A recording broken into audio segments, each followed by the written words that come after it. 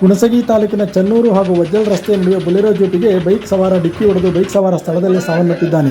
ಹುಣಸಗಿ ತಾಲೂಕಿನ ಯಡ್ಡಳ್ಳಿ ಗ್ರಾಮದ Bhimanna Basappa Bolero jeep ಹಾಗೂ ಬೈಕ್ ನಡುವೆ ಮುಖಾಮುಖಿ ಡಿಕ್ಕಿಯಾಗಿ ಸ್ಥಳದಲ್ಲೇ ಮೃತಪಟ್ಟಿದ್ದಾನೆ. ಘಟನಾ ಸ್ಥಳಕ್ಕೆ ಹುಣಸಗಿಯ ಪೊಲೀಸ್ ಠಾಣೆಯ ಸಿಪಿಐ ಸಚಿನ್ ಹಾಗೂ ಪಿಎಸ್ಐ ಬಾಗಣ್ಣ ಅವರು ಪರಿಶೀಲನೆ ನಡೆಸಿದರು.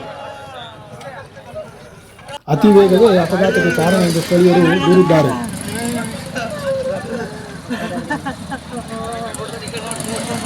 ಕಾಲ ನೋಡಿಲ್ಲ.